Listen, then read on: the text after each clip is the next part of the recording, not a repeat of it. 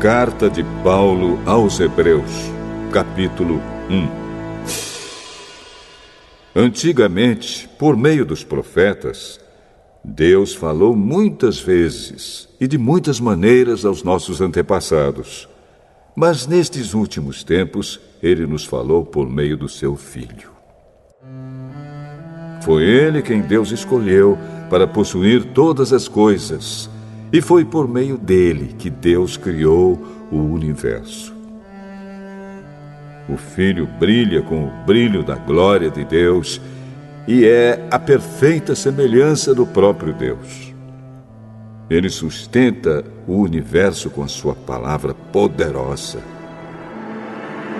E depois de ter purificado os seres humanos dos seus pecados, sentou-se no céu, do lado direito de Deus, o Todo-Poderoso. Assim Deus fez com que o Filho fosse superior aos anjos e lhe deu um nome que é superior ao nome deles. Pois Deus nunca disse a nenhum dos seus anjos: "Você é o meu filho, hoje eu me tornei o seu pai." E também não disse a respeito de nenhum anjo: "Eu serei o pai dele, e ele será o meu filho." Porém, quando Deus enviou ao mundo seu primeiro filho, ele disse: "Que todos os anjos de Deus o adorem." A respeito dos anjos, Deus disse: "Deus faz com que os seus anjos se tornem ventos, e os seus servidores chamas de fogo." Mas a respeito do Filho, ele disse: "O teu reino, ó Deus, vai durar para todo sempre. Tu governarás o teu povo com justiça. Tu amas o bem e odeias o mal. Foi por isso que Deus, o teu Deus, te escolheu e te deu a alegria de receber uma honra muito maior do que a dos teus companheiros." E as Escrituras também dizem: "Tu, Senhor, no começo criaste a terra, e com as tuas próprias mãos fizeste os céus. A terra e o céu vão acabar, mas tu viverás para sempre. Eles ficarão velhos como roupa. Tu os dobrarás como se dobra um casaco, e serão trocados como se troca de roupa.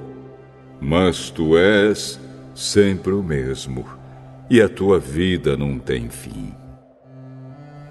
Deus nunca disse a nenhum dos seus anjos: "Sente-se do meu lado direito, até que eu ponha os seus inimigos como estrado debaixo dos seus pés." Então, o que são os anjos? Todos eles são espíritos que servem a Deus, os quais ele envia para ajudar os que vão receber a salvação.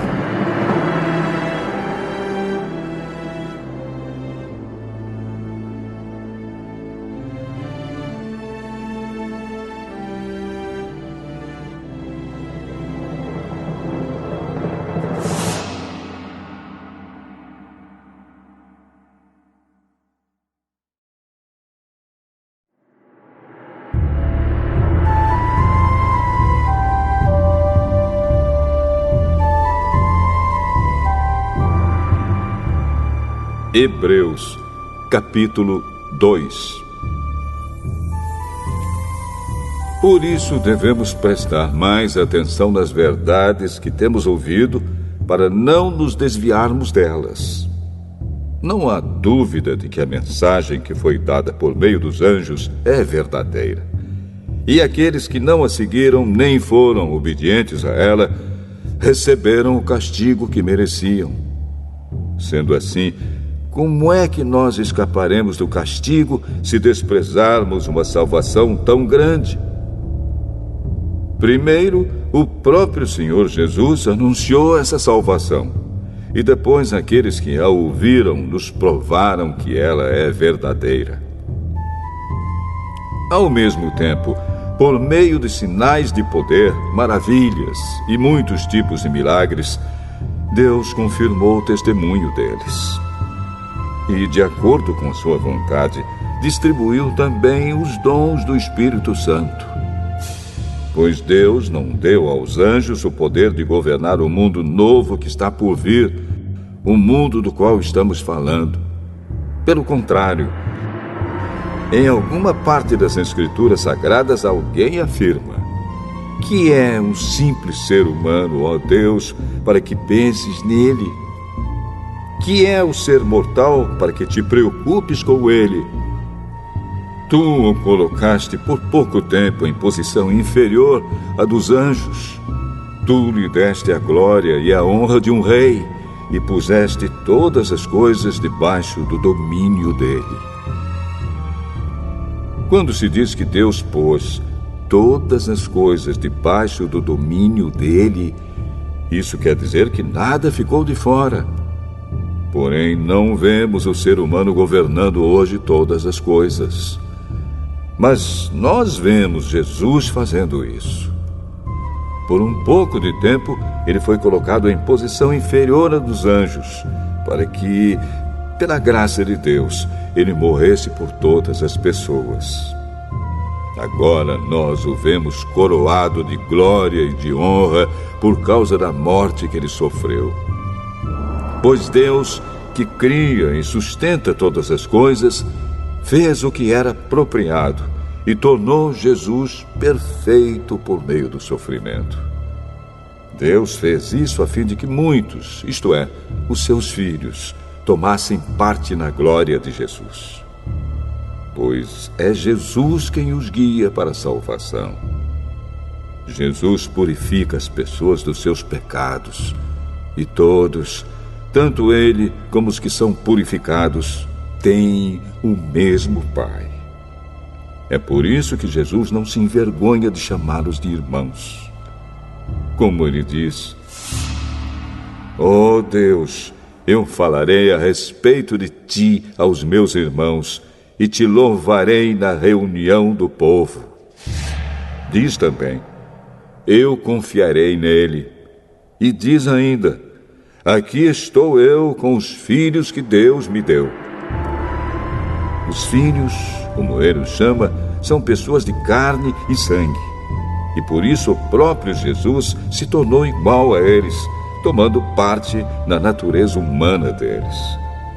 Ele fez isso para que, por meio da sua morte, pudesse destruir o diabo, que tem poder sobre a morte.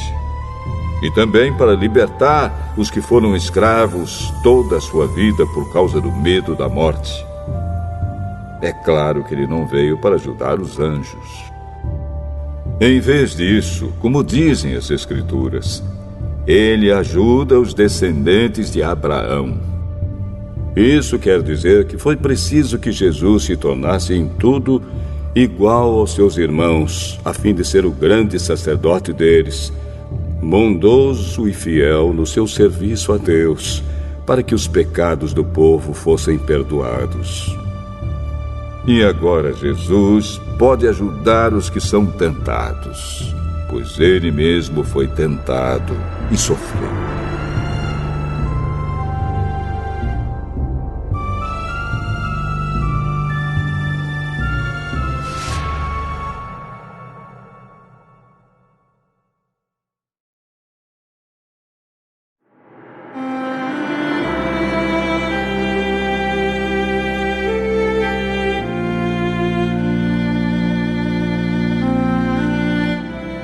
Hebreus, capítulo 3.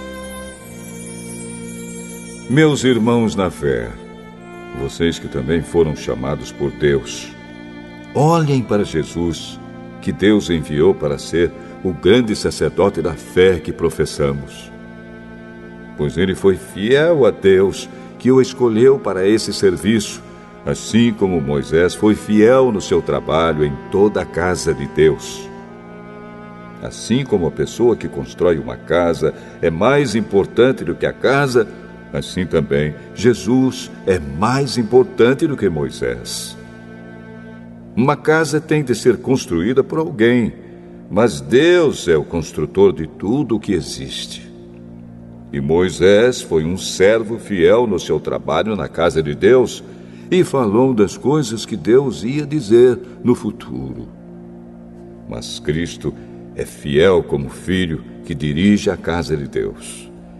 E nós seremos a sua casa se conservarmos a nossa coragem e a nossa confiança naquilo que esperamos. Por isso, como diz o Espírito Santo, se hoje vocês ouvirem a voz de Deus, não sejam teimosos como foram os seus antepassados, quando se revoltaram contra ele no dia em que eles o puseram à prova no deserto.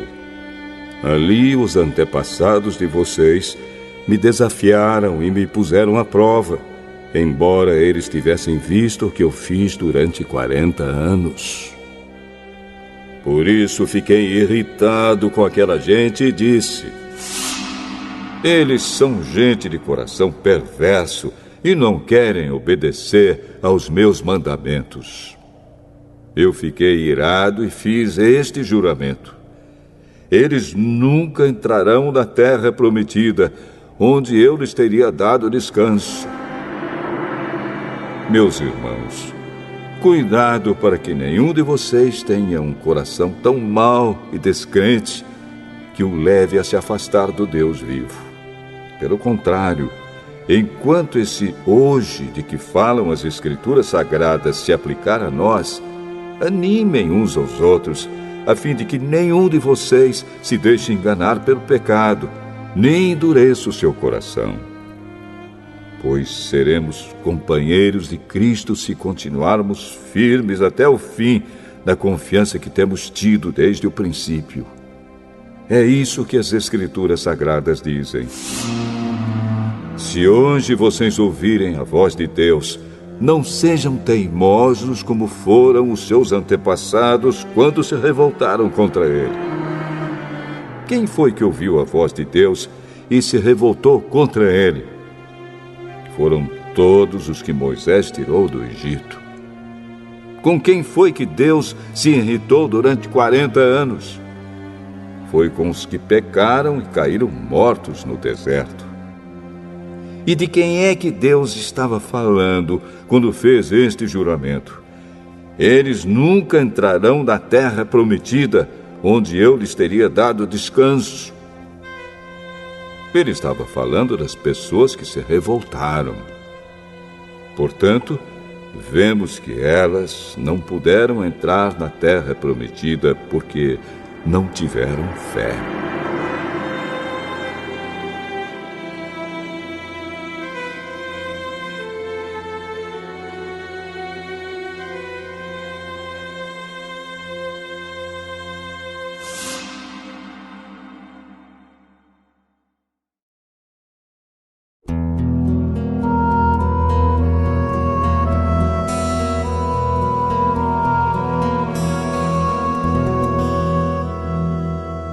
Hebreus, capítulo 4. Deus nos deixou a promessa de que podemos receber o descanso de que Ele falou. Portanto, tenhamos muito cuidado para que Deus não julgue que algum de vocês tenha falhado, deixando assim de receber esse descanso. Pois, assim como aquelas pessoas ouviram, também nós ouvimos a boa notícia. Elas ouviram a mensagem, porém, ela não lhes fez nenhum bem, porque quando a ouviram, não a receberam com fé. Portanto, nós, os que cremos, recebemos o descanso prometido por Deus, como Ele mesmo disse. Eu fiquei irado e fiz este juramento: eles nunca entrarão na terra prometida, onde eu lhes teria dado descanso. Ele disse isso, embora o seu trabalho já estivesse terminado, desde o tempo em que havia criado o mundo. Pois a respeito do sétimo dia está escrito o seguinte em alguma parte das Escrituras Sagradas: no sétimo dia Deus descansou de todo o trabalho que ele havia feito. E o mesmo assunto é repetido: eles nunca entrarão na terra prometida, onde eu lhes teria dado descanso. Aqueles que foram os primeiros a ouvir a boa notícia não tiveram fé e por isso não receberam esse descanso. Portanto, há outros que vão recebê-lo.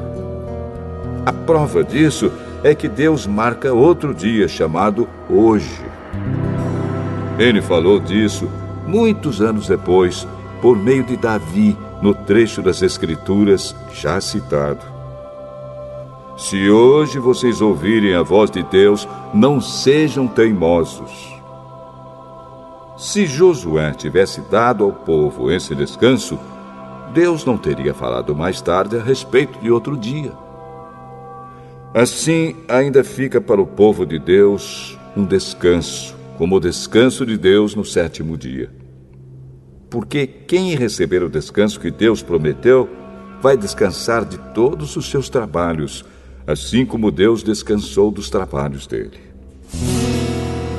Portanto, façamos tudo para receber esse descanso, e assim nenhum de nós deixará de recebê-lo, como aconteceu com aquelas pessoas por terem se revoltado.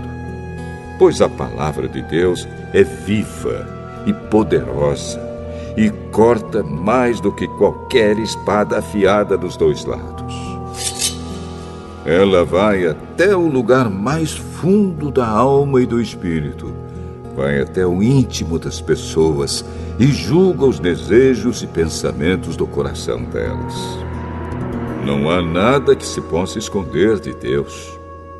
Em toda a criação, tudo está descoberto e aberto diante dos seus olhos, e é a Ele que todos nós teremos de prestar contas. Portanto, fiquemos firmes na fé que anunciamos, pois temos um grande sacerdote poderoso, Jesus, o Filho de Deus, o qual entrou na própria presença de Deus. O nosso grande sacerdote não é como aqueles que não são capazes de compreender as nossas fraquezas. Pelo contrário, temos um grande sacerdote que foi tentado do mesmo modo que nós, mas não pecou. Por isso, tenhamos confiança e cheguemos perto do trono divino onde está a graça de Deus. Ali receberemos misericórdia e encontraremos graça sempre que precisarmos de ajuda.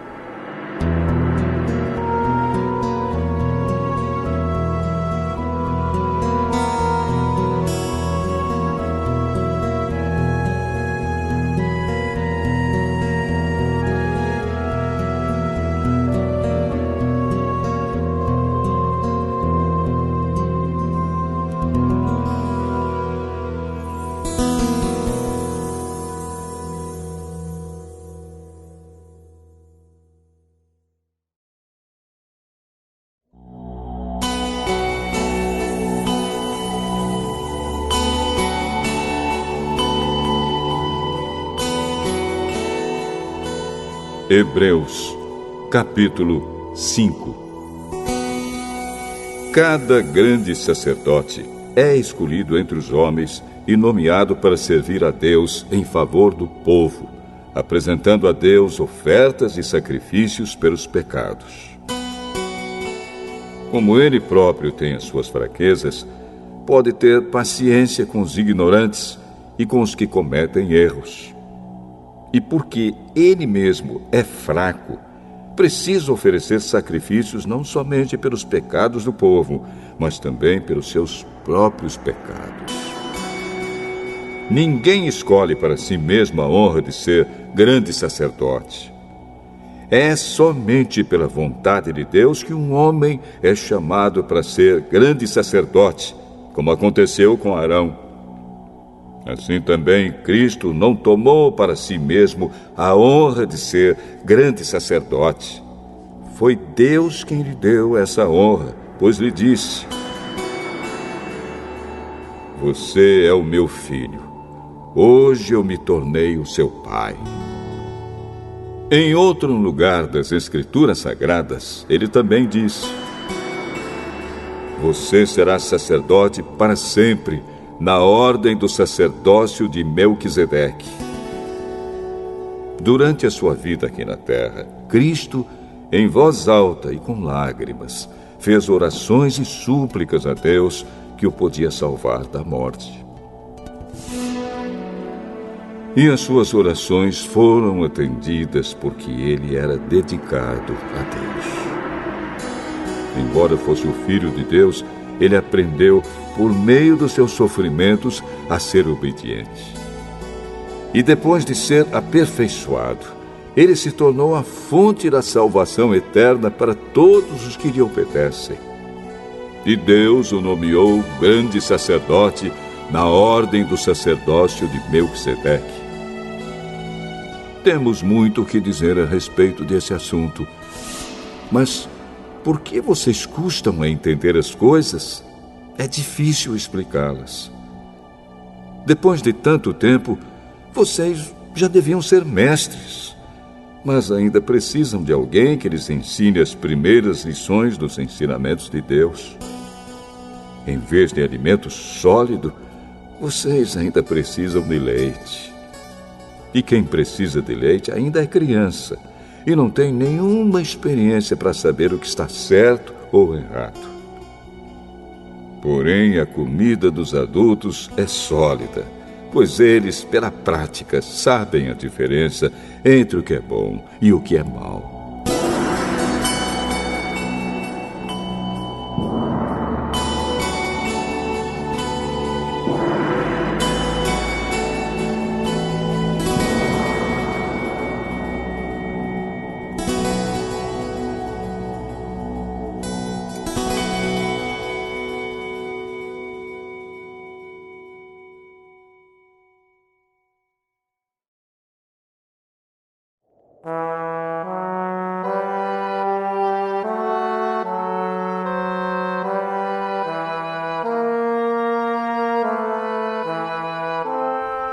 Hebreus, capítulo 6. Assim, vamos em frente a fim de chegarmos ao ensinamento de adultos, deixando para trás as primeiras lições da mensagem de Cristo. Nós não vamos colocar de novo as bases dessa mensagem, isto é, a necessidade de abandonar uma vida inútil e de crer em Deus. O ensinamento a respeito dos batismos e da cerimônia de pôr as mãos sobre os cristãos, e a ressurreição dos mortos e o julgamento eterno. Vamos em frente, e se Deus quiser, é isso que faremos. Como é que as pessoas que abandonaram a fé podem se arrepender de novo? Elas já estavam na luz de Deus, já haviam experimentado o dom do céu e recebido a sua parte do Espírito Santo. Já haviam conhecido por experiência que a palavra de Deus é boa e tinham experimentado os poderes do mundo que há de vir. Mas depois abandonaram a fé. É impossível levar essas pessoas a se arrependerem de novo, pois estão crucificando outra vez o Filho de Deus e zombando publicamente dele. Deus abençoa a terra que recebe a chuva, a qual muitas vezes cai sobre ela e produz plantas úteis para aqueles que trabalham nela. Mas a terra que produz mato e espinhos não serve para nada. Ela corre o perigo de ser amaldiçoada por Deus e acaba sendo queimada. Porém, ainda que falemos dessa maneira, meus queridos irmãos, estamos certos de que vocês têm as melhores bênçãos que vêm da salvação.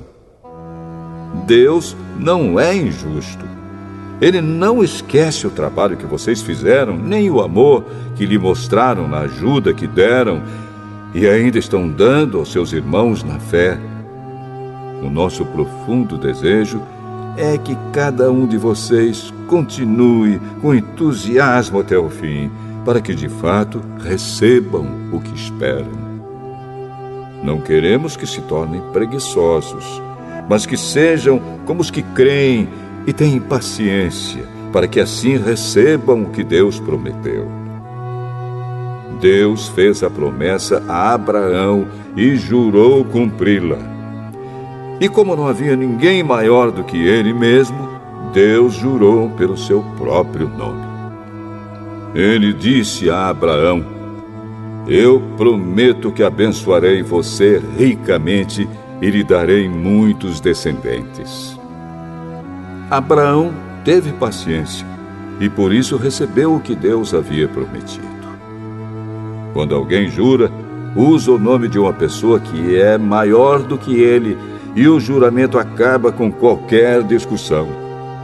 Deus quis deixar bem claro aos que iam receber o que ele havia prometido que jamais mudaria sua decisão. Por isso, junto com a promessa, fez o juramento. Portanto, há duas coisas que não podem ser mudadas, e a respeito delas, Deus não pode mentir. E assim nós, que encontramos segurança nele, nos sentimos muito encorajados a nos manter firmes na esperança que nos foi dada. Essa esperança mantém segura e firme a nossa vida, assim como a âncora mantém seguro o barco. Ela passa pela cortina do templo do céu e entra no lugar santíssimo celestial. Foi lá que, para o nosso bem, Jesus entrou antes de nós. E ele se tornou para sempre o grande sacerdote, na ordem do sacerdócio de Melquisedeque.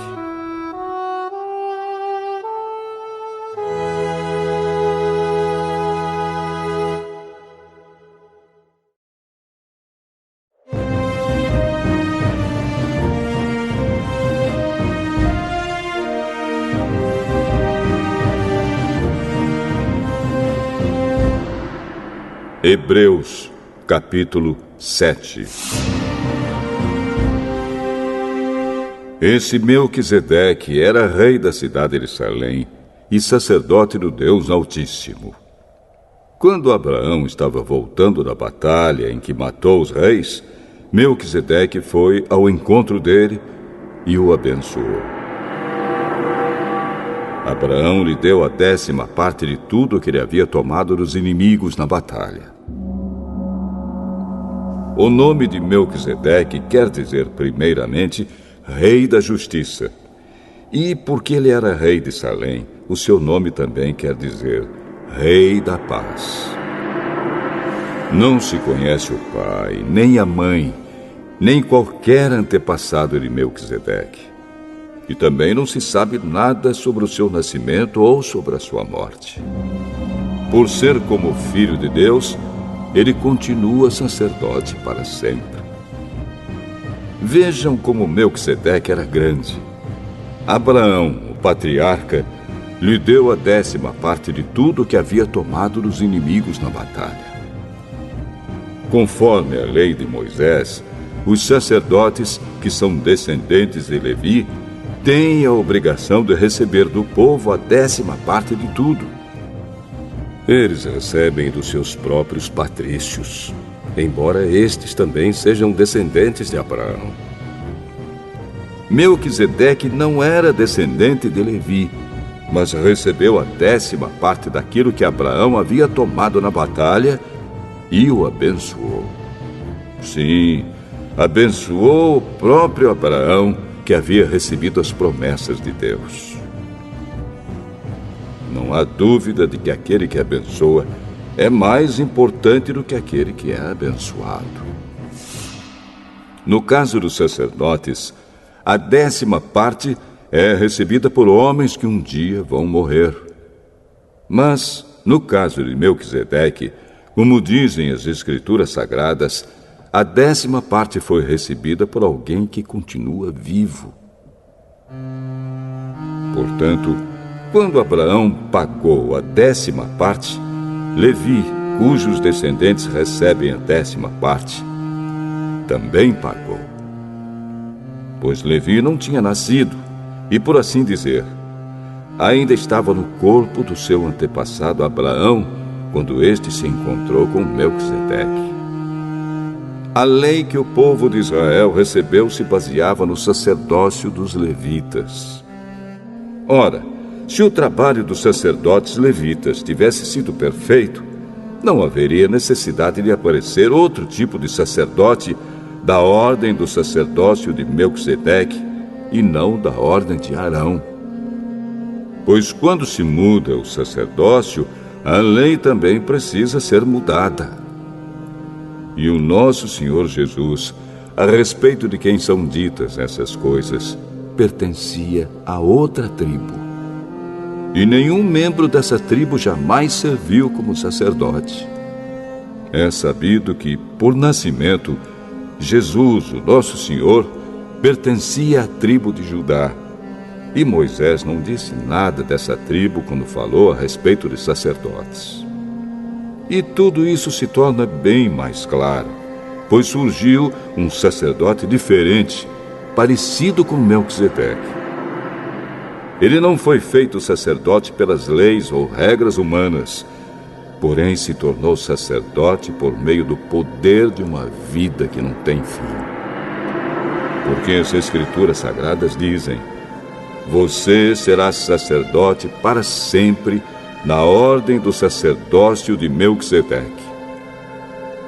Assim, a regra antiga foi anulada porque era fraca e inútil, pois a lei não podia aperfeiçoar nada. Mas agora, Deus nos deu uma esperança melhor, por meio da qual chegamos perto dele. Além disso, há o juramento de Deus. Não houve juramento quando os outros se tornaram sacerdotes. Porém, houve juramento quando Jesus se tornou sacerdote, pois Deus lhe disse: o Senhor jurou e não voltará atrás. Ele disse: você será sacerdote para sempre. Portanto, essa diferença também faz com que Jesus seja a garantia de uma aliança melhor. Há ainda outra diferença. Os outros sacerdotes foram muitos porque morriam e não podiam continuar o seu trabalho. Mas Jesus vive para sempre e o seu sacerdócio não passa para ninguém. E por isso ele pode, hoje e sempre, salvar as pessoas que vão a Deus por meio dele, porque Jesus vive para sempre a fim de pedir a Deus em favor delas. Por isso Jesus é o grande sacerdote de que necessitamos. Ele é perfeito e não tem nenhum pecado ou falha. Ele foi separado dos pecadores e elevado acima dos céus. Ele não é como os outros grandes sacerdotes. Não precisa oferecer sacrifícios todos os dias, primeiro pelos seus próprios pecados e depois pelos pecados do povo.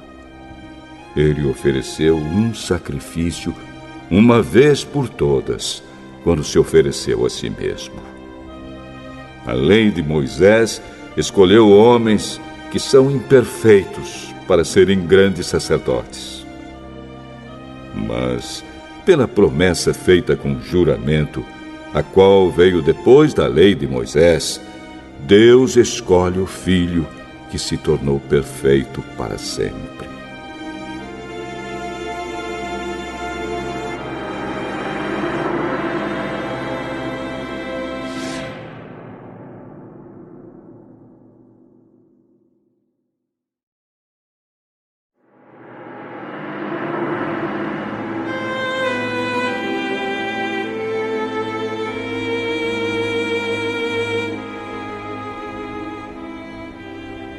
Hebreus, capítulo 8. A coisa mais importante de tudo o que estamos dizendo tem a ver com o sacerdote que nós temos. Ele é o grande sacerdote que está sentado no céu, do lado direito do trono de Deus, o Todo-Poderoso. Ele faz o seu serviço no lugar santíssimo, na verdadeira tenda, que foi armada pelo Senhor e não por seres humanos. Todo grande sacerdote é escolhido para apresentar a Deus as ofertas e os sacrifícios de animais. E por isso é necessário que o nosso grande sacerdote tenha também alguma coisa para oferecer. Se ele estivesse na terra, não seria sacerdote, pois existem sacerdotes que apresentam as ofertas de acordo com a lei de Moisés. O trabalho que esses sacerdotes fazem é, de fato, somente uma cópia e uma sombra do que está no céu. Foi isso que aconteceu quando Deus falou com Moisés. Quando Moisés estava para construir a tenda, Deus disse: tenha cuidado para fazer tudo de acordo com o modelo que eu lhe mostrei no monte.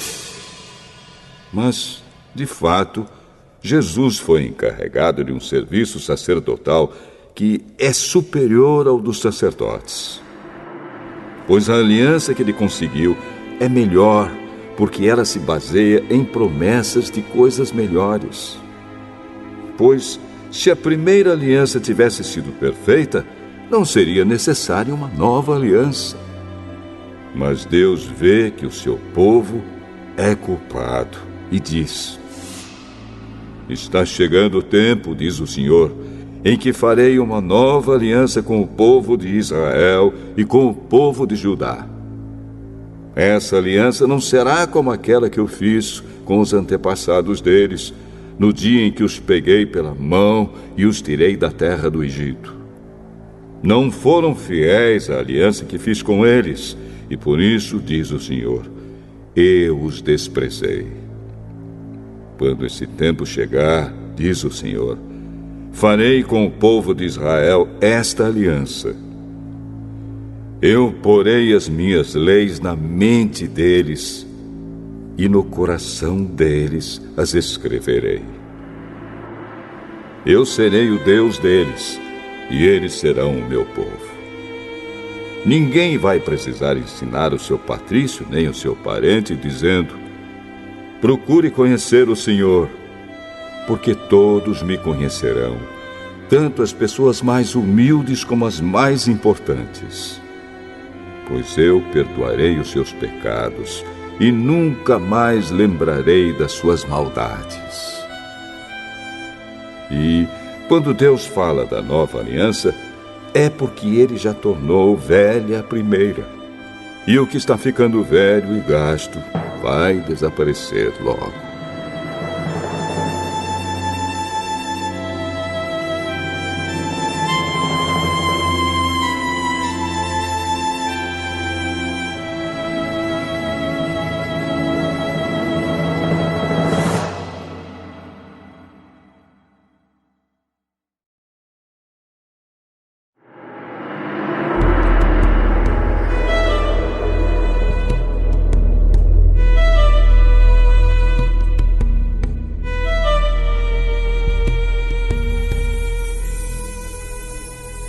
Hebreus, capítulo 9.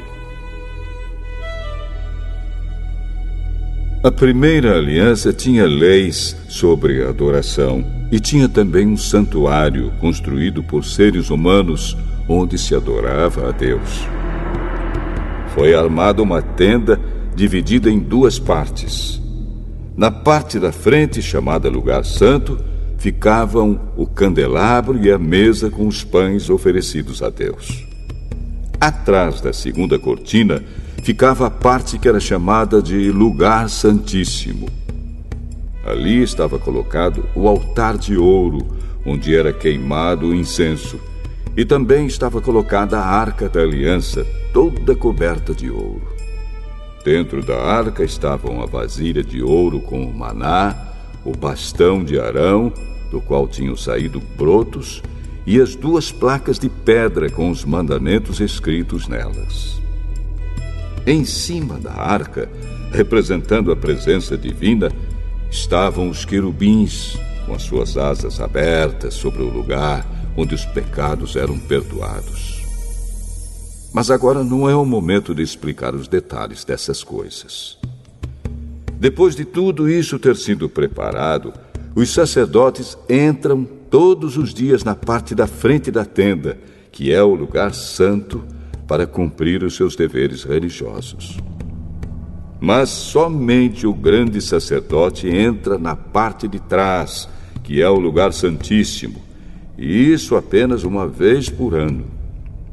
Ele oferece a Deus o sangue de animais em favor de si mesmo e também pelos pecados que o povo cometeu sem saber que estava pecando.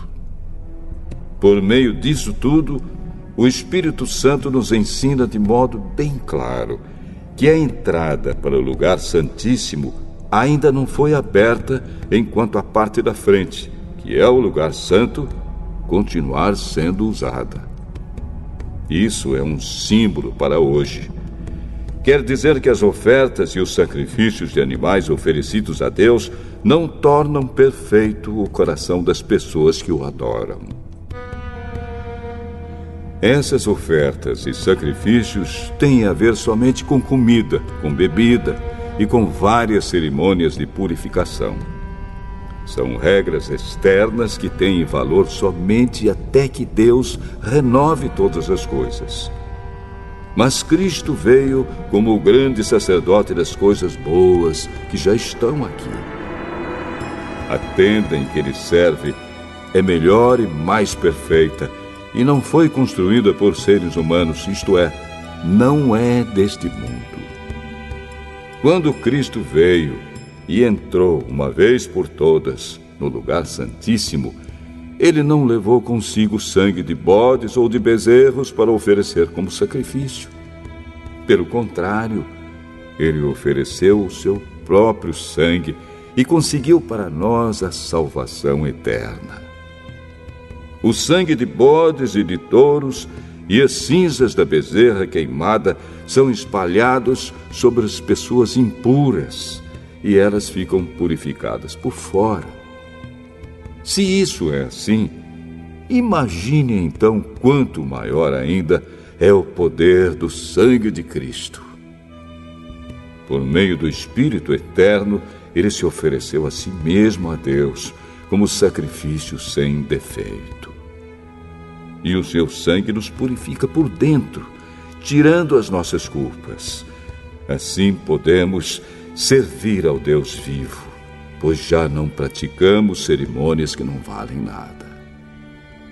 Portanto, é Cristo quem consegue fazer uma nova aliança, para que os que foram chamados por Deus possam receber as bênçãos eternas que o próprio Deus prometeu. Isso pode ser feito porque houve uma morte que livrou as pessoas dos pecados que praticaram enquanto a primeira aliança estava em vigor. Onde há um testamento, é necessário provar que a pessoa que o fez já morreu.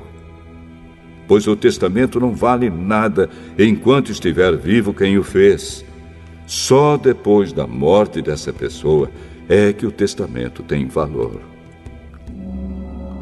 É por isso que a primeira aliança entrou em vigor somente com o uso do sangue de animais. Em primeiro lugar, Moisés anunciou ao povo todos os mandamentos conforme estavam na lei. Depois pegou o sangue dos bezerros e dos bodes, misturou com água e borrifou o livro da lei e todo o povo, usando lã tingida de vermelho e hisopo. Então disse: Este é o sangue que sela a aliança que Deus mandou vocês obedecerem. Da mesma forma, Moisés também borrifou sangue sobre a tenda e sobre todos os objetos usados na adoração. De fato, de acordo com a lei, quase tudo é purificado com sangue. E não havendo derramamento de sangue, não há perdão de pecados. Essas coisas, que eram cópias das realidades celestiais, deviam ser purificadas desse modo. Mas as próprias coisas celestiais exigem sacrifícios bem melhores. Cristo não entrou num lugar santo feito por seres humanos, que é a cópia do verdadeiro lugar. Ele entrou no próprio céu, onde agora aparece na presença de Deus para pedir em nosso favor. O grande sacerdote entra todos os anos no lugar santíssimo, levando consigo o sangue de um animal. Porém, Cristo não entrou para se oferecer muitas vezes. Se fosse assim, ele teria de sofrer muitas vezes desde a criação do mundo. Pelo contrário, uma vez por todas ele apareceu agora, quando os tempos estão chegando ao fim, para tirar os pecados por meio do sacrifício de si mesmo. Cada pessoa tem de morrer uma vez só e depois ser julgada por Deus. Assim também Cristo foi oferecido uma só vez em sacrifício para tirar os pecados de muitas pessoas. Depois ele aparecerá pela segunda vez, não para tirar pecados, mas para salvar as pessoas que estão esperando por ele.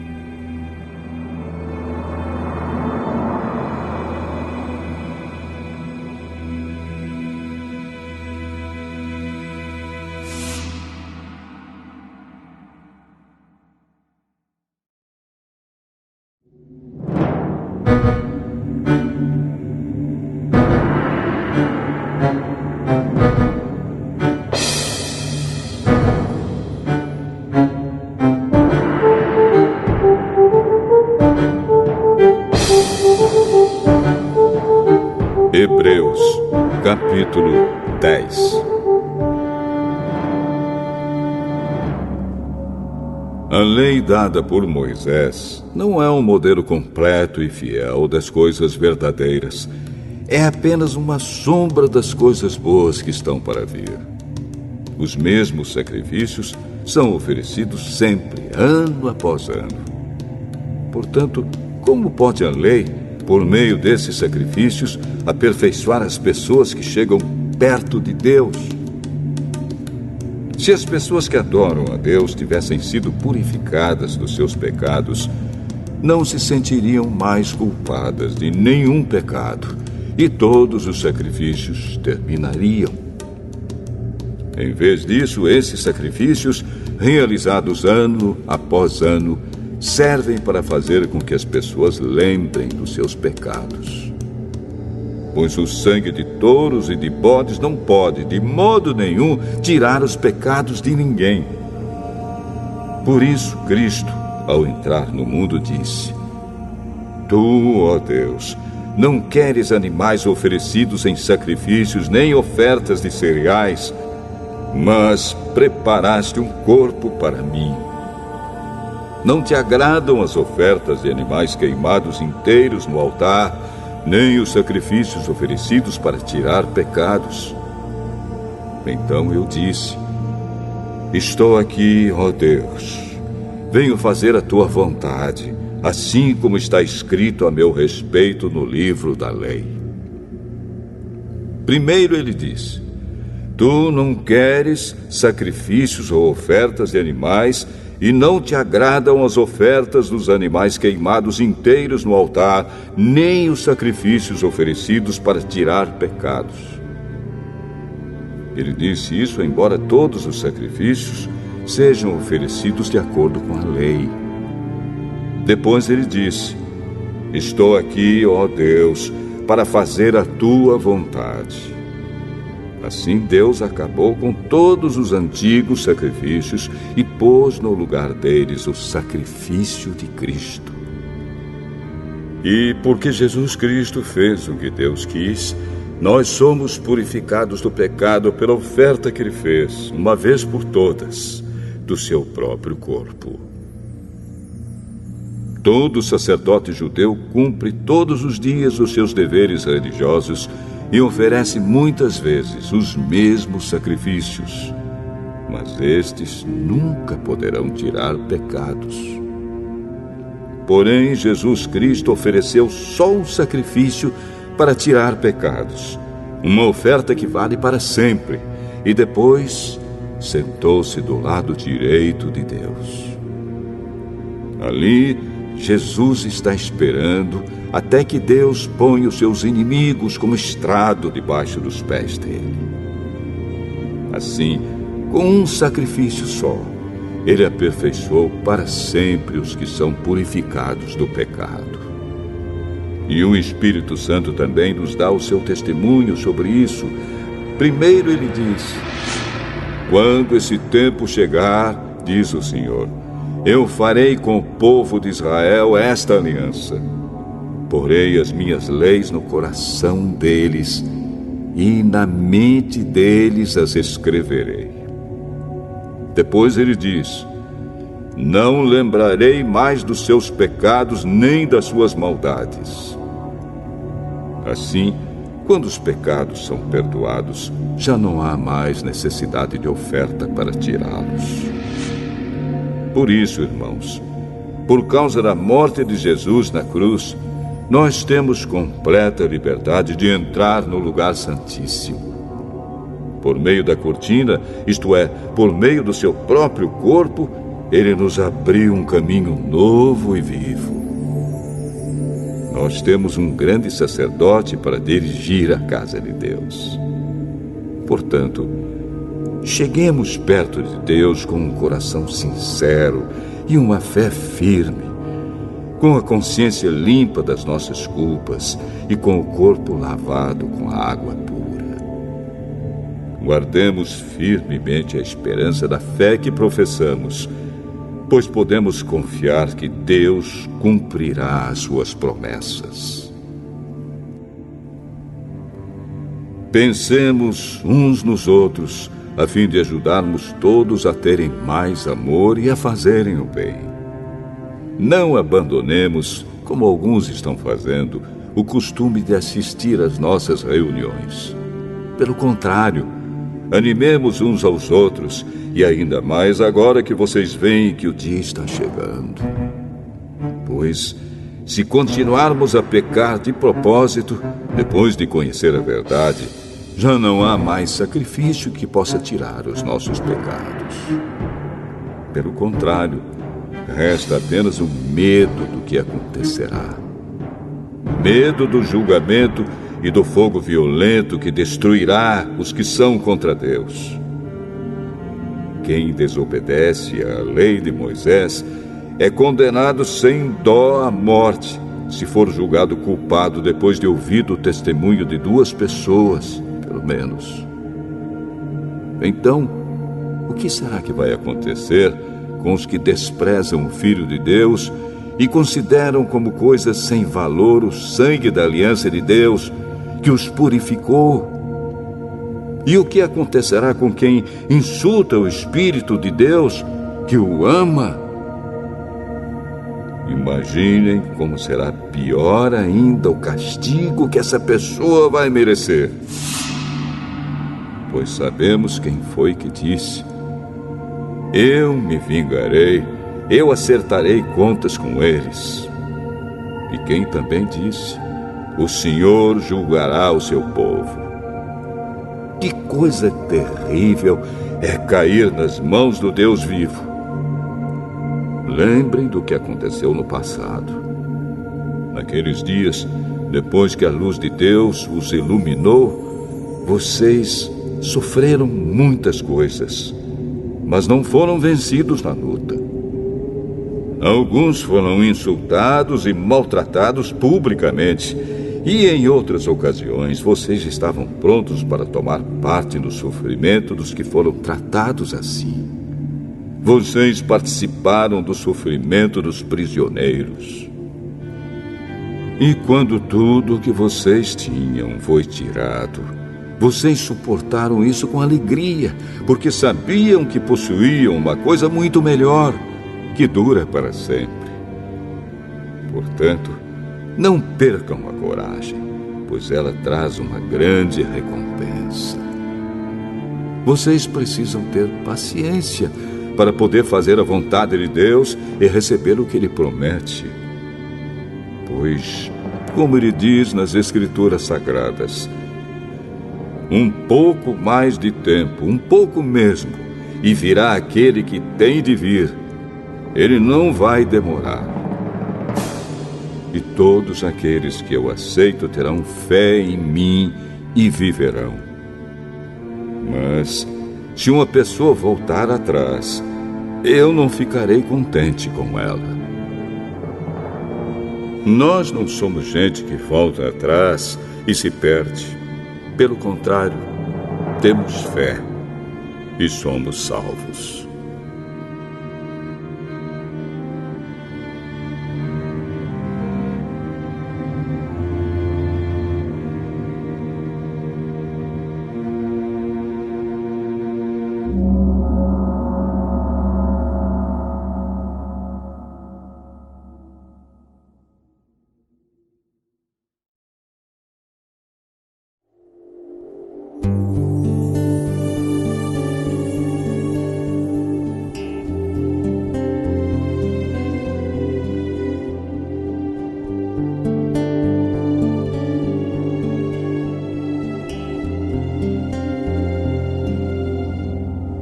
Hebreus, capítulo 11.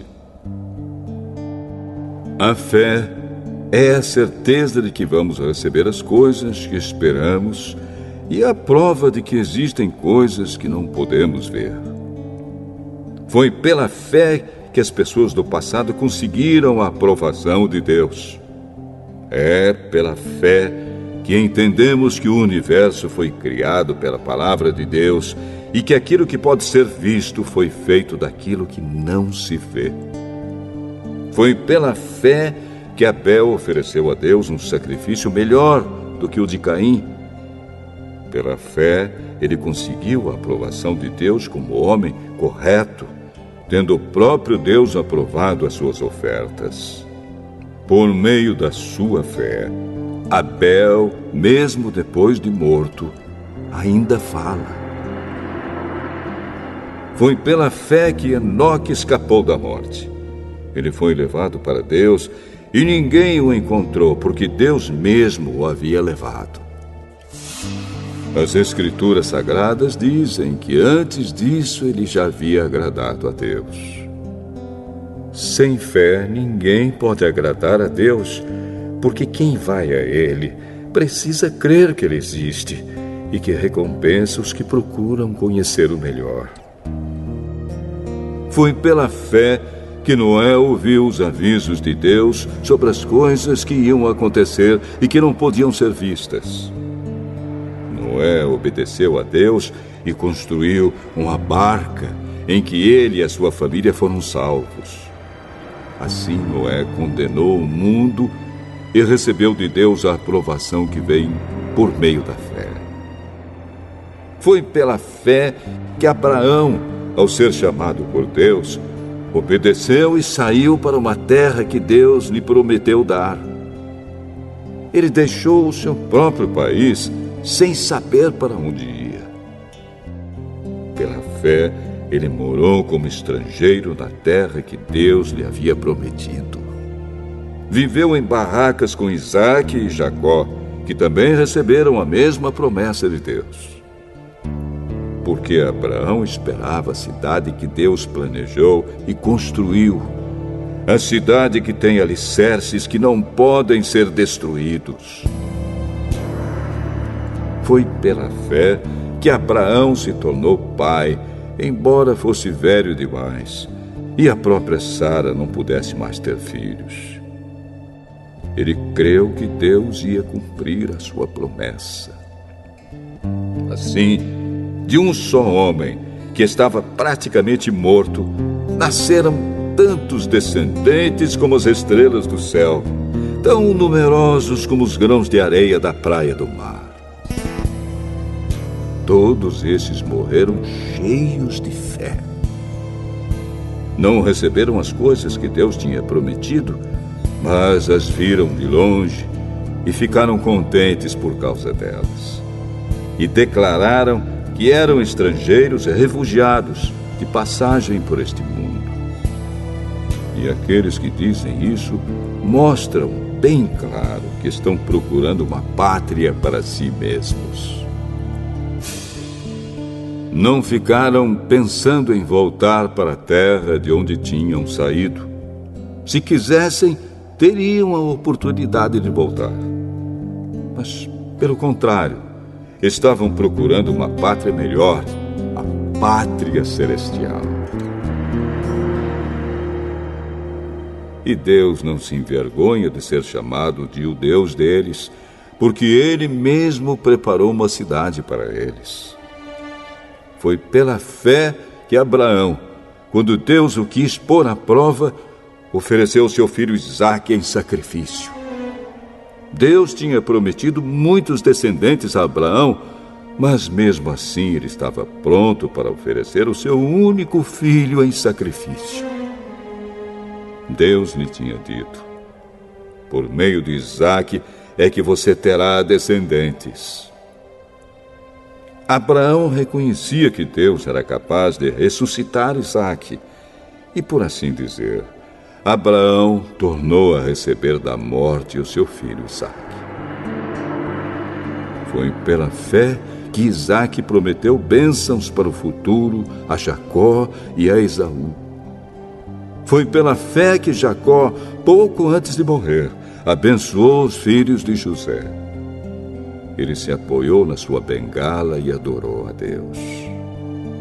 Foi pela fé que José, quando estava para morrer, falou da saída dos israelitas do Egito e deu ordens sobre o que deveria ser feito com o seu corpo. Foi pela fé que os pais de Moisés, quando ele nasceu, o esconderam durante 3 meses.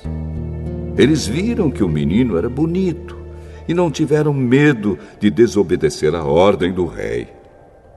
Foi pela fé que Moisés, quando já era adulto, não quis ser chamado de filho da filha de Faraó. Ele preferiu sofrer com o povo de Deus, em vez de gozar, por pouco tempo, os prazeres do pecado. Ele achou que era muito melhor sofrer o desprezo por causa do Messias do que possuir todos os tesouros do Egito. É que ele tinha os olhos fixos na recompensa futura. Foi pela fé que Moisés saiu do Egito, sem ter medo da raiva do rei, e continuou firme, como se estivesse vendo o Deus invisível. Pela fé, Moisés começou o costume de celebrar a Páscoa e mandou marcar com sangue as portas das casas dos israelitas para que o anjo da morte não matasse os filhos mais velhos deles. Foi pela fé que os israelitas atravessaram o Mar Vermelho como se fosse terra seca.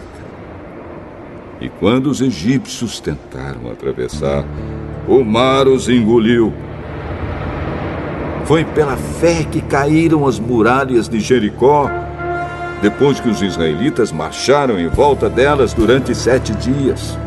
Foi pela fé que Raabe, a prostituta, não morreu com os que tinham desobedecido a Deus, pois ela havia recebido bem os espiões israelitas.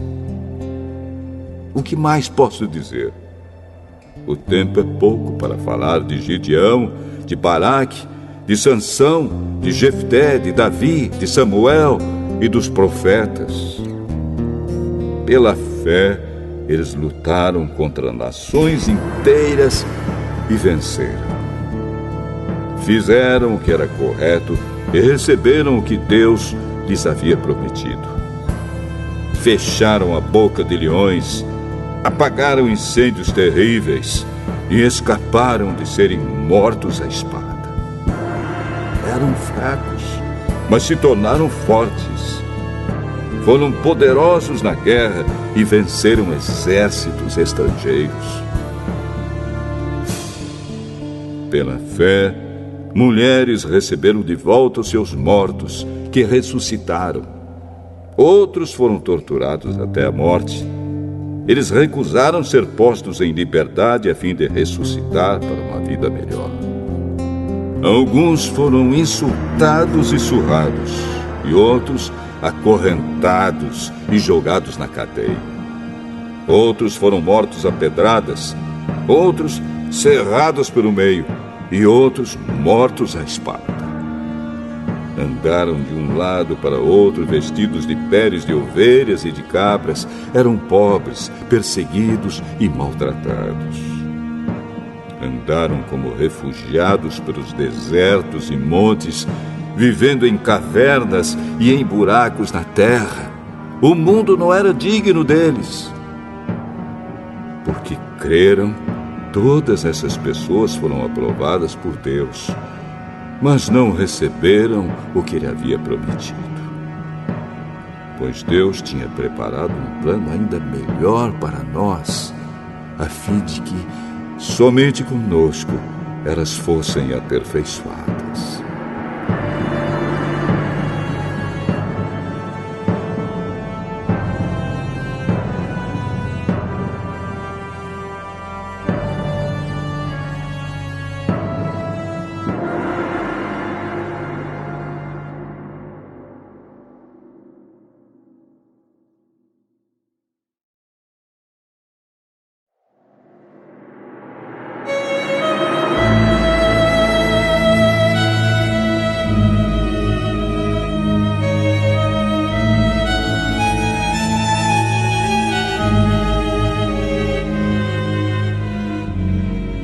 Hebreus, capítulo 12. Assim, nós temos essa grande multidão de testemunhas ao nosso redor. Portanto, deixemos de lado tudo o que nos atrapalha e o pecado que se agarra firmemente em nós e continuemos a correr, sem desanimar, a corrida marcada para nós. Conservemos os nossos olhos fixos em Jesus, pois é por meio dele que a nossa fé começa, e é ele quem aperfeiçoa essa fé. Ele não deixou que a cruz fizesse com que ele desistisse. Pelo contrário, por causa da alegria que lhe foi prometida, ele não se importou com a humilhação de morrer na cruz e agora está sentado do lado direito do trono de Deus. Pensem no sofrimento dele e como suportou com paciência o ódio dos pecadores. Assim vocês não desanimem, nem desistam, porque na luta contra o pecado vocês ainda não tiveram de combater até a morte. Será que vocês já esqueceram as palavras de encorajamento que Deus lhes disse, como se vocês fossem filhos dele? Pois ele disse: preste atenção, meu filho, quando o Senhor o castiga, e não se desanime quando ele o repreende. Pois o Senhor corrige quem ele ama e castiga quem ele aceita como filho. Suportem o sofrimento com paciência, como se fosse um castigo dado por um pai, pois o sofrimento de vocês mostra que Deus os está tratando como seus filhos. Será que existe algum filho que nunca foi corrigido pelo pai? Se vocês não são corrigidos, como acontece com todos os filhos de Deus, então não são filhos de verdade, mas filhos ilegítimos. No caso dos nossos pais humanos, eles nos corrigiam e nós os respeitávamos. Então devemos obedecer muito mais ainda ao nosso Pai Celestial, e assim viveremos. Os nossos pais humanos nos corrigiam durante pouco tempo, pois achavam que isso era certo. Mas Deus nos corrige para o nosso próprio bem, para que participemos da sua santidade. Quando somos corrigidos, isso no momento nos parece motivo de tristeza e não de alegria. Porém, mais tarde, os que foram corrigidos recebem como recompensa uma vida correta e de paz. Portanto, levantem as suas mãos cansadas e fortaleçam os seus joelhos enfraquecidos. Andem por caminhos aplanados, para que o pé aleijado não manque, mas seja curado. Procurem ter paz com todos e se esforcem para viver uma vida completamente dedicada ao Senhor, pois sem isso ninguém o verá. Tomem cuidado para que ninguém abandone a graça de Deus.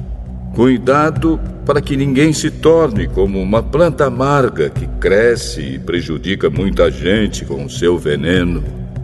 E tomem cuidado também para que ninguém se torne imoral ou perca o respeito pelas coisas sagradas, como Esaú, que por causa de um prato de comida vendeu seus direitos de filho mais velho.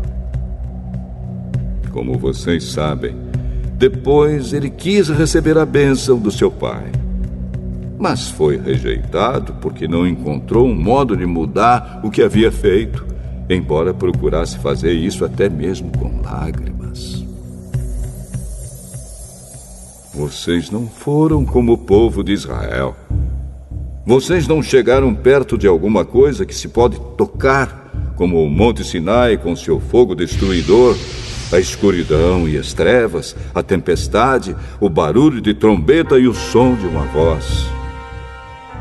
Quando os israelitas ouviram a voz, pediram que ela não dissesse mais nada pois eles não podiam suportar a ordem que dizia: até um animal, se tocar o monte, deverá ser morto a pedradas. O que estavam vendo era tão terrível que Moisés disse: estou tremendo de medo. Pelo contrário, vocês chegaram ao Monte Sião e à cidade do Deus vivo, a Jerusalém celestial com seus milhares de anjos. Vocês chegaram à reunião alegre dos filhos mais velhos de Deus, isto é, daqueles que têm o nome deles escrito no céu. Vocês chegaram até Deus, que é o juiz de todos, e chegaram também aos espíritos dos que são corretos e que foram aperfeiçoados. Vocês chegaram até Jesus, que fez a nova aliança e que borrifou o sangue que fala de coisas muito melhores do que o sangue de Abel. Portanto, tenham cuidado e não recusem ouvir aquele que fala. Aqueles que recusaram ouvir a pessoa que entregou a mensagem divina na terra não puderam escapar. Por isso, muito menos escaparemos nós se rejeitarmos aquele que lá do céu nos fala. Naquele tempo, a voz de Deus fez com que a terra estremecesse. Mas agora ele prometeu isto: mais uma vez farei com que trema não somente a terra, mas também o céu. As palavras "mais uma vez" mostram bem que as coisas criadas serão abaladas e mudadas, para que as que não podem ser abaladas continuem como estão. Por isso, sejamos agradecidos, pois já recebemos um reino que não pode ser abalado. Sejamos agradecidos e adoremos a Deus de um modo que o agrade, com respeito e temor. Porque, na verdade, o nosso Deus é um fogo destruidor.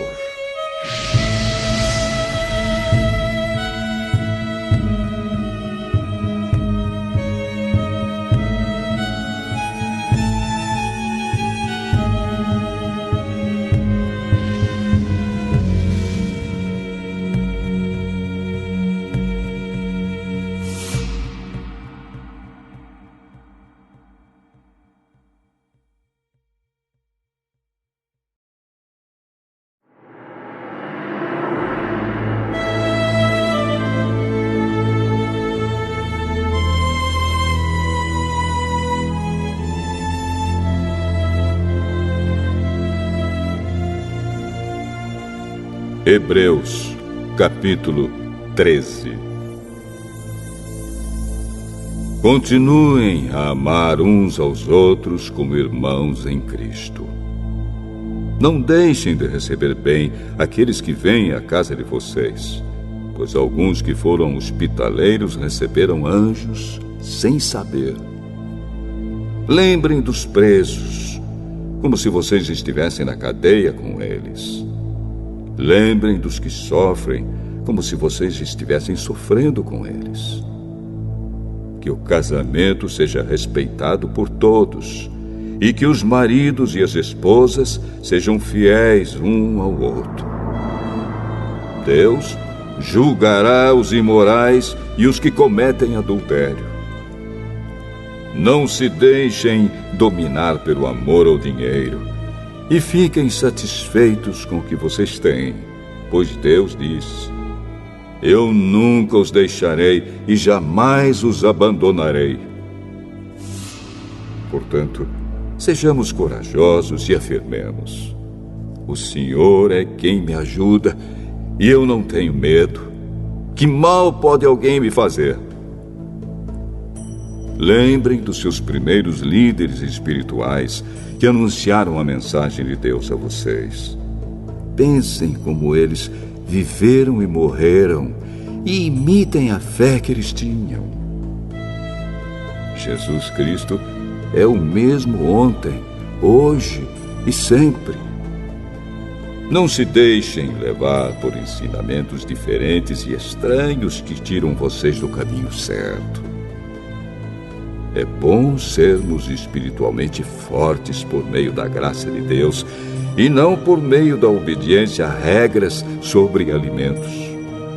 Pois os que obedecem a essas regras não têm sido ajudados por elas.